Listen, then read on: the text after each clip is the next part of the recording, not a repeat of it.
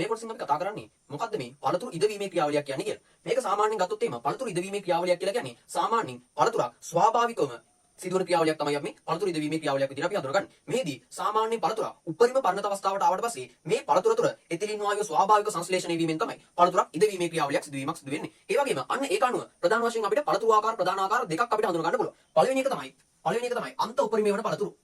අන්ත උපරිමය වන පළතුරු. එහෙම නැත්නම් අපි කතා කරනවා ක්ලයිමේට්‍රික් ෆෘට් කියලා අපි හඳුන ගන්නවා. ඒ වගේම අනිත් එක අපි හඳුන ගන්නවා අන්ත උපරිමය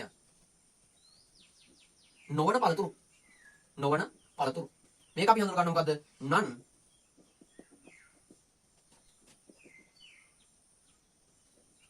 non climatic පළතුරු විදිහට අපි හඳුන ගන්නවා. මේකදී අපි කතා කරන්නේ සාමාන්‍යයෙන් පළතුරක් ඉදීමේ ක්‍රියාවලියේදී හා මොකද්ද? පළතුරක් ඉදීමේදී හා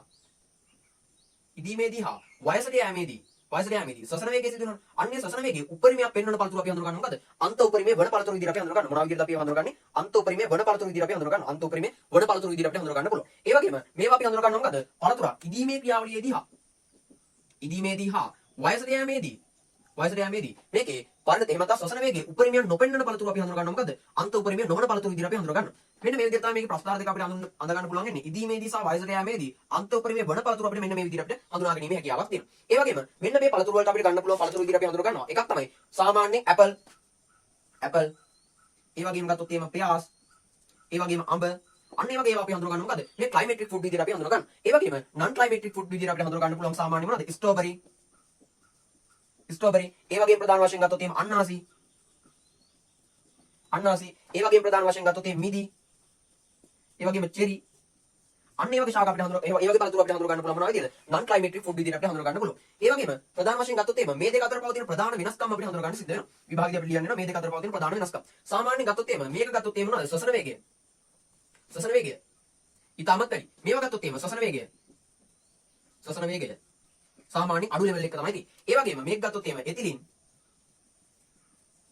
නිෂ්පාදනය වැඩි අගයක තමයි තියෙන්නේ. මේ වගේ එතිලින් නිෂ්පාදනය අඩු අගයක තමයි තියෙන්නේ. එතිලින් නිෂ්පාදනය අඩු අගයක තමයි තියෙන්නේ. ඒ වගේම මේවා අපිට පුළුවන් කෘතිමව මොකද්ද? කෘතිමව අපිට මේක එතිලින් නිෂ්පාදනය උත්තේජනය කිරීමක් සිදු කරන්න පුළුවන්. මේවා අපිට කෘතිමව එතිලින් නිෂ්පාදනය කිරීමක් අපිට සිදු කරන්න බෑ. ඒ වගේම මේවා ගත්තොත් එහෙම මොනවද? අස්වනු නෙළුව පසු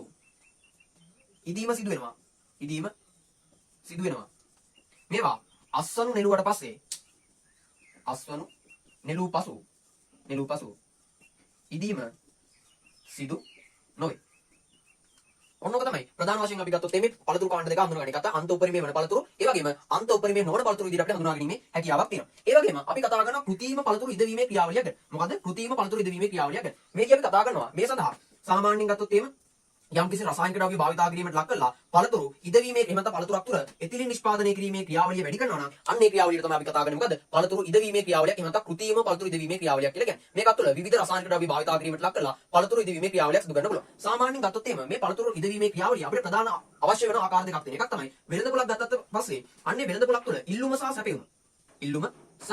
සැපයුම අපිට තුලිත කරලා එහෙම නැත්නම් සමතුලිත කරලා පවත්වා ගන්න ඕන නම් අන්න ඒ අවස්ථාවේදී අපිට මෙන්න මේ කෘතිම ඉදවීම ක්‍රම භාවිතා කරන්න වෙනවා. අන්න ඒ වගේ දේවල් සඳහා ප්‍රධාන වශයෙන් අපිට ගත්තොත් මේ කෘතිම ඉදවීමේ කියන સિદ્ધාන්තය අපිට වැදගත් වෙනවා. ඒ වගේම පළතුරු අපතේ යෑම වළක්වා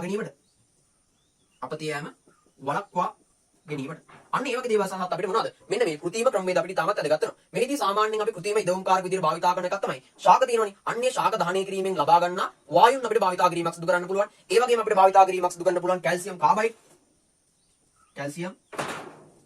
කාබයිඩ් ඒ වගේම ගත්තොත් එහෙම එතිලීන් වායුව අඩංගු සිලින්ඩර් භාවිතා කරන්න පුළුවන්. අන්න ඒ වගේ දේවල් භාවිතා කිරීමට ලක් කරලා ඒ වගේම මම ඉස්සර කිව්වා ශාක දහනයෙන් ලබා ගන්නා දුම අන්න ඒ වගේ දේවල් භාවිතා කරන්න පුළුවන්. අන්න ඒ වගේ දේවල් භාවිතා කරලා අපිට පුළුවන් මොනවාද? පළතුරු කෘතිම ඉදවීමේ ක්‍රියාවලිය සිදු කරන්න.